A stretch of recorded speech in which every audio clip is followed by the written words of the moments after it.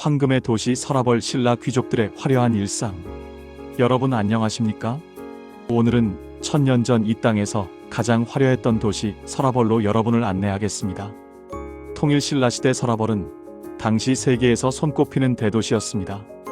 인구 100만이 넘는 거대한 도시였고 당나라 장안과 어깨를 나란히 하는 동아시아의 중심지였습니다. 골품제라는 독특한 신분제도 아래에서 진골 귀족들은 상상을 초월하는 부와 권력을 누렸습니다. 그들은 어떻게 살았을까요? 아침에 눈을 뜨면 비단 이불 속에서 일어났습니다. 노비가 준비한 따뜻한 물로 세수를 했습니다. 정성스럽게 차린 아침상을 받았습니다. 하루 종일 일하지 않아도 모든 것이 제공되었습니다. 이런 삶이 태어나서 죽을 때까지 계속되었습니다. 혈통 하나로 결정된 신분이 모든 것을 좌우했습니다. 오늘 이 시간에는 그 화려했던 귀족들의 일상 속으로 깊이 들어가 보겠습니다.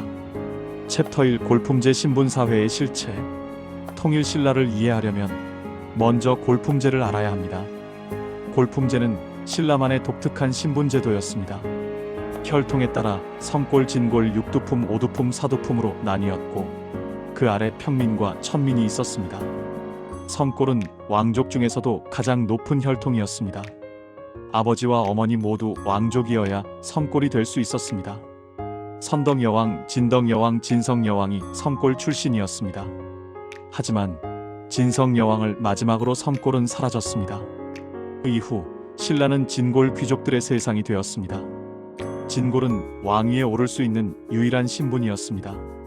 통일 신라 후기의 모든 왕들은 진골 출신이었습니다. 그 수는 겨우 수십 가문에 불과했지만 나라 전체를 지배했습니다. 김씨 왕족과 그 일족들이 대부분이었습니다. 일부 박씨와 석씨 귀족도 있었지만 세력이 약했습니다. 진골 귀족들은 서로 혼인하며 권력을 공고히 했습니다. 같은 진골끼리만 결혼하는 것이 원칙이었습니다. 육두품은 높은 학식을 갖춘 지식인 계층이었습니다. 최치원, 강수, 설총 같은 뛰어난 학자들이 여기에 속했습니다. 당나라에 유학 가서 과거에 급제한 사람도 많았습니다.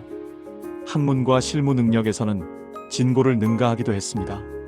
하지만 아무리 능력이 뛰어나도 진골이 아니면 최고 위직에 오를 수 없었습니다. 육두품이 오를 수 있는 최고 관직은 6등급인 아찬까지였습니다. 그 위에 대등, 상대등 같은 최고 위직은 오직 진골만 차지했습니다. 이들의 좌절과 불만은 점점 커져갔습니다. 최치원은 당나라에서 높은 벼슬을 했지만 신라에 돌아와서는 제대로 인정받지 못했습니다. 결국 세상을 등지고 가야산으로 들어가 버렸습니다. 이런 육두품 지식인들의 불만은 신라 멸망의 한 원인이 되었습니다. 나중에 후삼국 시대가 되면 많은 육두품 출신들이 후백제와 후고구려 편에 섰습니다. 골품에 따라 입을 수 있는 옷의 색깔이 달랐습니다. 진골은 자주색과 붉은색 옷을 입을 수 있었습니다. 육두품은 비색과 청색까지만 허용되었습니다. 오두품 이하는 더 제한적이었습니다. 평민은 흰옷이나 회색 옷만 입어야 했습니다. 집의 크기도 정해져 있었습니다. 진골은 24칸까지 집을 지을 수 있었습니다. 육두품은 21칸까지만 허용되었습니다. 오두품은 18칸, 사두품은 15칸으로 제한되었습니다. 평민의 집은 그보다 훨씬 작았습니다. 타는 수레의 장식도 제한되었습니다. 진골은 금은으로 장식한 화려한 수레를 탔습니다. 육두품은 구리 장식까지만 허용되었습니다. 평민은 수레를 탈 수조차 없었습니다. 심지어 사용하는 그릇의 재질까지 골품에 따라 달랐습니다. 진골은 금은으로 만든 그릇을 쓸 수 있었지만 육두품은 구리 그릇까지만 허용되었습니다. 이런 엄격한 규제가 있었기에 거리를 지나가는 사람의 신분을 한눈에 알 수 있었습니다. 옷 색깔만 봐도 저 사람이 어느 신분인지 즉시 알 수 있었습니다. 이런 차별은 태어날 때부터 죽을 때까지 평생 따라다녔습니다. 챕터 2 진골 귀족들의 저택과 생활 공간. 서라벌의 중심부에는 진골 귀족들의 거대한 저택들이 즐비했습니다. 삼국사기 기록에 따르면 진골 귀족의 집은 대단히 화려했습니다. 기와 지붕에 단청을 칠한 누각과 정자가 있었습니다. 넓은 연못에는 인공섬을 만들고 희귀한 새와 물고기를 길렀습니다. 정원에는 온갖 진귀한 화초와 나무를 심었습니다. 중국에서 가져온 모란과 연꽃을 키웠습니다. 서역에서 들여온 포도나무를 재배했습니다. 희귀한 매화와 대나무를 정성껏 가꾸었습니다. 정원을 돌보는 전문 노비가 따로 있었습니다. 안압지 발굴에서 나온 유물들이 당시 귀족 생활의 수준을 보여줍니다. 금동으로 만든 용 모양 장식이 나왔습니다. 이것은 건물 처마 끝에 달았던 장식입니다. 비가 올 때 물이 용의 입에서 떨어지도록 만든 것입니다. 유리로 만든 술잔과 청동 거울이 출토되었습니다. 중국과 서역에서 수입한 도자기 파편들도 발견되었습니다. 페르시아 양식의 유리 그릇도 나왔습니다. 이는 진골 귀족들이 국제적인 사치품을 즐겼음을 증명합니다. 실크로드를 통해 서역의 물품들이 신라까지 들어왔습니다. 귀족의 저택은 여러 건물로 구성되었습니다. 주인이 거처하는 사랑채가 있었습니다. 가족들이 생활하는 안채가 별도로 있었습니다. 손님을 접대하는 별당이 있었습니다. 하인들이 거주하는 행랑채가 따로 마련되었습니다. 곡식과 재물을 보관하는 창고도 여러 채였습니다. 큰 귀족 집안에는 수백 명의 노비가 있었습니다. 이들은 집안일을 분담해서 처리했습니다. 요리를 전담하는 노비가 있었습니다. 청소를 담당하는 노비가 따로 있었습니다. 정원을 가꾸는 노비도 별도로 있었습니다. 귀족의 외출을 수행하는 노비도 있었습니다. 말을 돌보는 노비가 마구간에서 일했습니다. 귀족들은 손수 일하는 경우가 거의 없었습니다. 귀족 남성들은 하루 종일 책을 읽거나 시를 지었습니다. 친구들과 어울려 술을 마시고 담소를 나누었습니다. 때로는 사냥을 나가기도 했습니다. 여성 귀족들도 집안일을 직접 하지 않았습니다. 자수를 놓거나 검은고를 타며 시간을 보냈습니다. 귀족 부인들끼리 모여 차를 마시며 수다를 떨었습니다. 겨울에는 온돌방에서 따뜻하게 지냈습니다. 신라는 이미 온돌 기술이 발달해 있었습니다. 구두를 놓아 방바닥 전체를 따뜻하게 데웠습니다. 여름에는 연못과 정자에서 더위를 피했습니다. 연못에서 불어오는 시원한 바람을 즐겼습니다. 정자에는 발을 들이워 햇빛을 가렸습니다. 계절마다 머무는 공간이 달랐습니다. 봄에는 꽃이 핀 정원의 정자에서 시간을 보냈습니다. 가을에는 단풍이 든 뒷산의 누각에 올랐습니다. 이런 생활은 오늘날의 대저택 못지않은 수준이었습니다. 귀족 저택에는 개인 도서관도 있었습니다. 중국에서 수입한 서적들이 가득했습니다. 유교 경전과 역사서, 문학 작품이 보관되어 있었습니다. 불경도 많이 소장하고 있었습니다. 챕터 3 화려한 의복과 장신구. 신라 귀족들의 옷차림은 그 자체로 권력의 상징이었습니다. 진골 남자 귀족은 자주색이나 붉은색 비단옷을 입었습니다. 금실로 수놓은 화려한 문양이 옷감 전체에 새겨져 있었습니다. 용과 봉황, 구름과 합 같은 상서로운 무늬였습니다. 이런 비단은 중국에서 수입하거나 국내에서 특별히 짠 것이었습니다. 한 벌의 옷을 만드는데 몇 달이 걸렸습니다. 허리띠에는 금으로 만든 띠고리를 찼습니다. 이 띠고리를 과대라고 불렀습니다. 과대에는 각종 장신구들이 매달려 있었습니다. 칼을 차는 고리가 있었습니다. 물건을 담는 작은 주머니를 매달았습니다. 부싯돌과 부싯깃을 넣은 화낭도 달았습니다.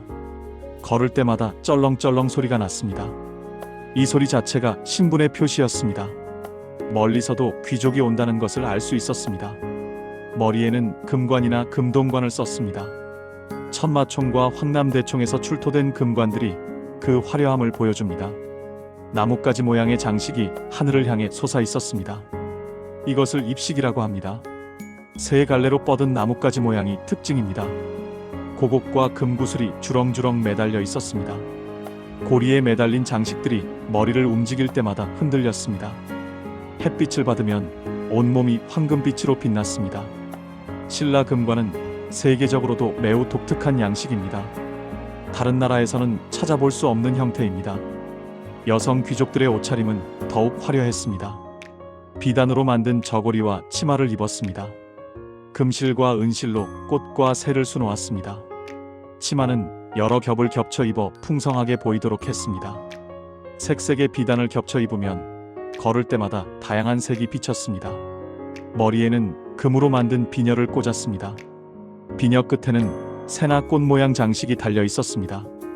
귀에는 금귀걸이를 달았습니다. 신라의 금귀걸이는 크고 화려하기로 유명합니다.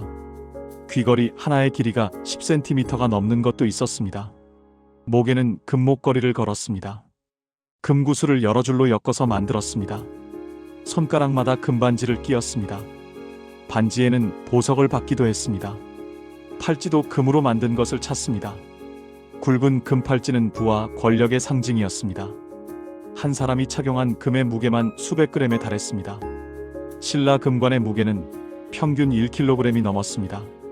거기에 귀걸이, 목걸이, 팔찌, 반지까지 합치면 2kg 가까이 되었습니다. 오늘날 금값으로 환산하면 수천만 원 이상의 가치입니다. 당시 평민 가족이 평생 벌어도 살 수 없는 금액이었습니다. 귀족들은 계절마다 옷을 바꿔 입었습니다. 봄에는 연한 색 비단 옷을 입었습니다. 연두색이나 분홍색 같은 밝은 색을 선호했습니다. 여름에는 얇은 모시옷으로 갈아입었습니다. 통풍이 잘 되는 헐렁한 옷을 입었습니다. 가을에는 화려한 색상의 옷을 선호했습니다. 황금색이나 주황색 같은 따뜻한 색을 입었습니다. 겨울에는 두꺼운 비단에 솜을 넣은 옷을 입었습니다. 모피로 만든 겉옷을 덧입기도 했습니다. 여우, 담비, 호랑이, 가죽으로 만든 옷이 인기였습니다. 신발도 신분에 따라 달랐습니다. 진골은 가죽신에 금은 장식을 달았습니다. 신발 끝이 위로 살짝 올라간 독특한 형태였습니다. 육두품은 장식 없는 가죽신을 신었습니다. 평민은 집신이나 나무신을 신었습니다. 챕터사 진골 귀족들의 식탁. 신라 귀족들의 식탁은 그야말로 산의 진미로 가득했습니다. 하루에 3번 정식을 먹었고 그 사이사이 간식을 즐겼습니다. 아침상에는 흰쌀밥이 올랐습니다. 당시 흰쌀은 귀족들만 먹을 수 있는 귀한 곡물이었습니다. 평민들은 조나 보리를 주식으로 먹었습니다. 쌀을 먹을 수 있는 것 자체가 특권이었습니다. 귀족의 밥상에는 최소 12가지 반찬이 올랐습니다. 큰 연회 때는 24가지가 넘는 반찬이 나왔습니다. 바다에서 잡은 신선한 생선이 있었습니다. 동해의 대구와 연어가 식탁에 올랐습니다. 남해의 전복과 해삼이 진상되었습니다. 서해의 조기와 새우가 공급되었습니다. 생선을 회로 먹기도 하고 구워서 먹기도 했습니다. 젓갈로 담가서 오래 보관하기도 했습니다. 산에서 잡은 꿩과 노루고기도 즐겨 먹었습니다. 사냥은 귀족들의 중요한 여가 활동이었습니다. 직접 잡은 고기로 요리를 만들어 먹었습니다. 저수지에서 기른 잉어를 회로 먹었습니다. 궁궐과 귀족 저택에는 큰 연못이 있었습니다. 여기서 물고기를 길러 필요할 때마다 잡아먹었습니다. 귀족들은 육류도 자주 먹었습니다. 소고기는 가장 귀한 음식이었습니다. 소는 농사에 필요한 가축이어서 함부로 잡을 수 없었습니다.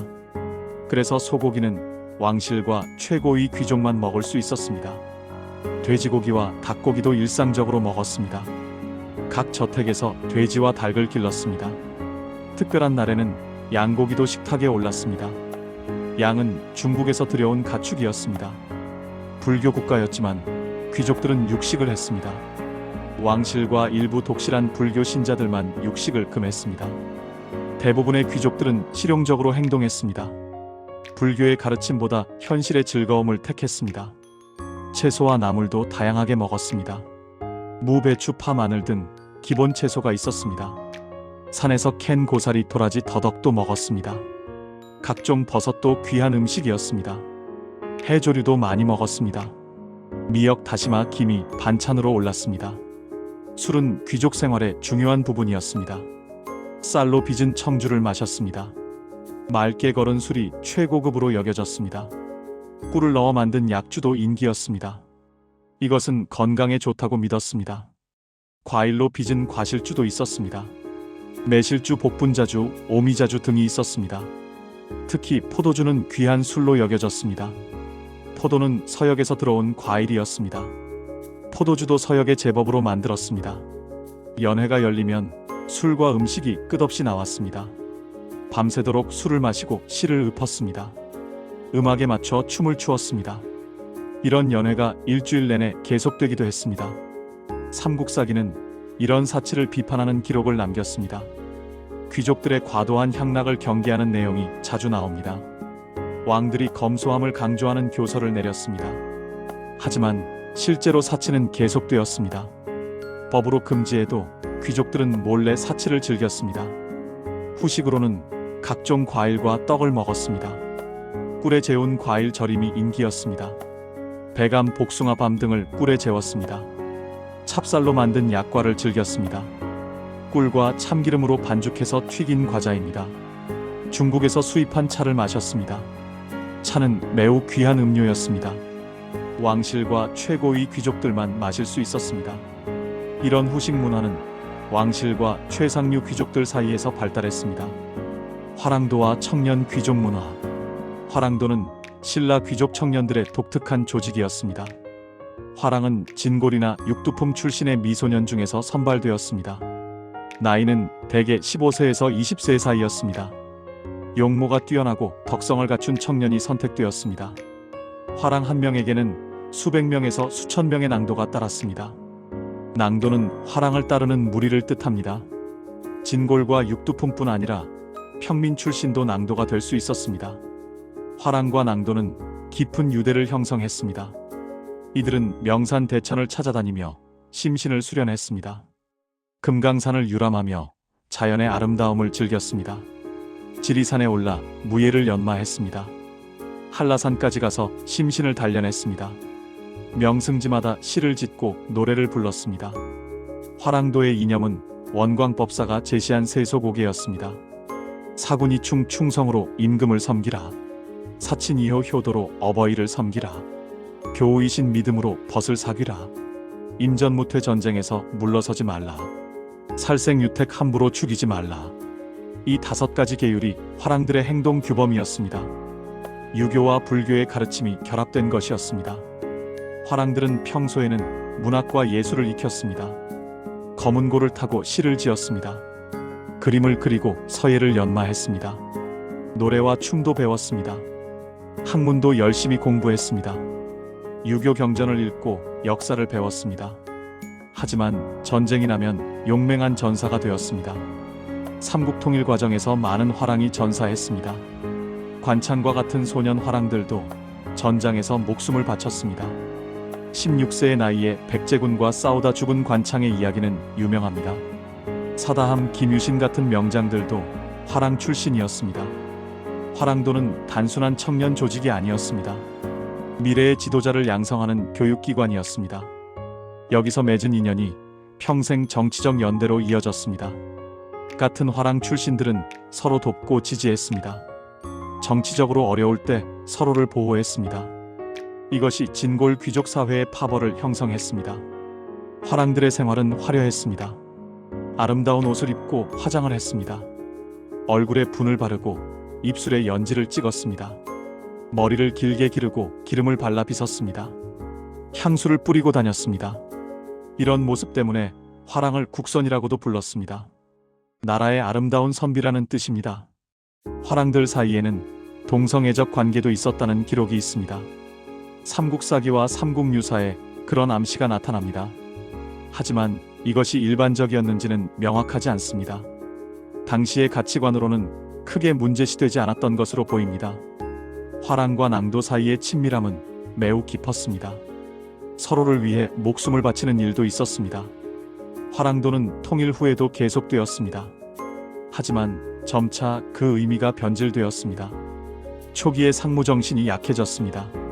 전쟁이 없어지자 군사훈련보다 유흥을 즐겼습니다. 사치와 향락을 즐기는 귀족 청년 모임으로 변했습니다. 명산 대천을 유람한다는 명목으로 연회를 열었습니다. 이것도 신라 말기 국력 쇠퇴의 한 원인이 되었습니다. 안압지의 연회와 향락. 안압지는 신라 궁궐의 별궁이었습니다. 문무왕 14년인 674년에 만들어졌습니다. 삼국을 통일한 기념으로 조성한 것입니다. 큰 연못을 파고 3개의 인공섬을 만들었습니다. 동쪽 섬에는 소나무를 심었습니다. 중간 섬에는 대나무를 심었습니다.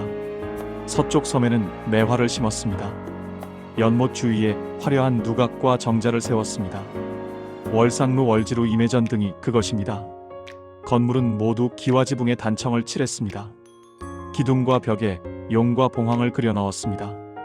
여기서 왕과 귀족들이 연회를 열었습니다. 밤낮으로 술과 음악이 끊이지 않았습니다. 연회에는 온갖 진귀한 음식이 나왔습니다. 육지의 산물과 바다의 산물이 모두 모였습니다. 중국과 서역에서 수입한 과일도 있었습니다. 포도 석류 같은 이국적인 과일이 진상되었습니다.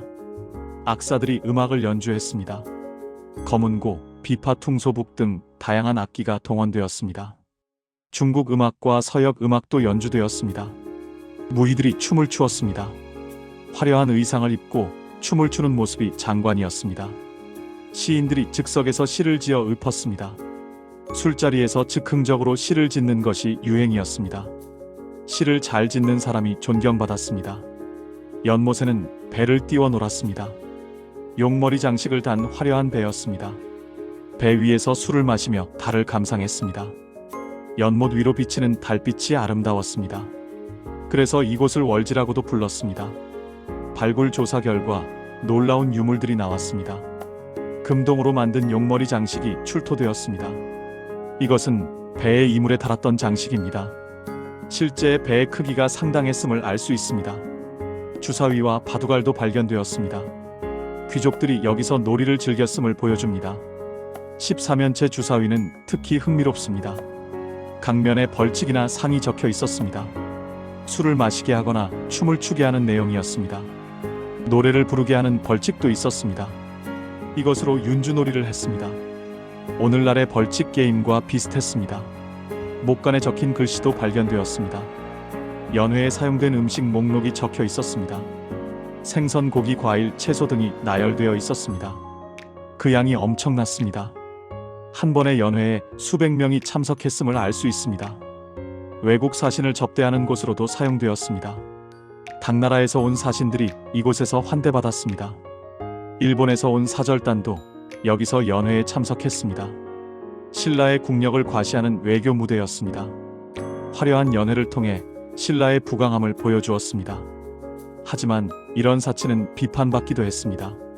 최치원 같은 학자들은 이를 우려했습니다. 나라의 재정을 낭비한다고 지적했습니다. 백성들의 고혈을 짜낸다고 비판했습니다. 이런 향락이 나라를 망칠 것이라고 경고했습니다. 실제로 신라 말기에는 이런 사치가 국가 재정을 악화시켰습니다. 귀족들의 사치를 감당하느라 백성들의 세금 부담이 늘어났습니다. 백성들의 불만이 쌓여갔습니다. 결국 이것이 신라 멸망의 한 원인이 되었습니다. 지금까지 통일 신라시대 서라벌의 화려한 귀족 문화를 살펴보았습니다. 골품제라는 엄격한 신분제 아래에서 진골 귀족들은 상상을 초월하는 부와 권력을 누렸습니다. 화려한 저택과 의복 풍성한 식탁과 끝없는 연회가 그들의 일상이었습니다. 화랑도를 통해 젊은 귀족들은 우정을 나누고 미래의 지도자로 성장했습니다. 안압지에서는 밤낮으로 음악과 술이 끊이지 않았습니다. 이런 화려함은 신라 문화의 찬란함을 보여주지만 동시에 그 모순도 드러냅니다. 소수의 귀족이 독점한 부와 권력은 결국 신라 멸망의 한 원인이 되었습니다. 육두품 지식인들의 좌절과 평민들의 불만이 쌓여갔습니다. 귀족들은 화려한 삶을 즐기는 데만 몰두했습니다. 나라의 미래를 걱정하는 이는 적었습니다. 진골 귀족들 사이의 권력 다툼도 심해졌습니다. 왕위를 둘러싼 피비린내 나는 쟁탈전이 벌어졌습니다. 지방에서는 호족들이 힘을 키우고 있었습니다. 중앙정부의 통제력이 약해졌습니다. 후삼국 시대가 도래하면서 천년 왕국 신라는 역사 속으로 사라졌습니다. 하지만 그들이 남긴 문화유산은 오늘날까지 우리를 감동시킵니다. 불국사와 석굴암의 아름다움은 천년이 지나도 빛을 잃지 않습니다. 황남대총과 천마총의 금관은 신라 장인들의 뛰어난 기술을 증명합니다. 안압지 유적은 당시 귀족 문화의 화려함을 생생히 전해줍니다. 첨성대는 신라인들의 과학기술 수준을 보여줍니다. 이 영상의 내용은 다음 자료들을 참고하여 작성되었습니다. 삼국사기와 삼국유사의 기록을 주로 참조했습니다. 김부식이 쓴 삼국사기는 신라의 공식 역사서입니다. 이련이 쓴 삼국유사는 설화와 전설을 많이 담고 있습니다. 국립경주박물관과 국립중앙박물관의 전시 자료를 활용했습니다. 문화재청의 발굴조사 보고서를 참고했습니다. 특히 안압지 발굴 보고서가 많은 도움이 되었습니다. 학계의 연구 논문들을 검토했습니다. 신라사 전공 학자들의 연구 성과를 참고했습니다. 다만 천년 전의 역사를 완벽하게 재현하는 것은 불가능합니다. 남아있는 기록이 제한적이고 대부분 지배층의 관점에서 쓰였습니다. 평민과 노비들의 삶은 거의 기록되지 않았습니다. 우리가 아는 것은 주로 왕실과 귀족들의 이야기입니다. 고고학적 발굴로 많은 것이 밝혀졌지만 여전히 추정과 해석의 영역이 많습니다. 같은 유물과 기록도 학자마다 다르게 해석할 수 있습니다. 어떤 학자는 신라 귀족 문화를 긍정적으로 평가합니다. 찬란한 문화를 꽃피웠다고 봅니다. 어떤 학자는 부정적으로 평가합니다. 지나친 사치가 나라를 망쳤다고 봅니다. 따라서 이 영상의 내용이 절대적 진실이라고 할 수 없습니다. 역사 연구자들 사이에서도 의견이 다를 수 있는 부분들이 있습니다. 시청하시는 분들께서도 비판적으로 받아들여 주시기 바랍니다. 더 깊이 있는 공부를 원하신다면 관련 서적과 논문을 찾아보시길 권합니다. 경주를 직접 방문하셔서 유적을 보시는 것도 좋습니다. 박물관에서 실물 유물을 보면 더욱 생생하게 느껴집니다. 다음 영상에서는 석굴암과 불국사의 숨겨진 이야기로 찾아뵙겠습니다. 김대성의 전생 설화와 불교 신앙에 대해 이야기하겠습니다. 석굴암 건축의 과학적 비밀도 다룰 예정입니다. 시청해 주셔서 감사합니다.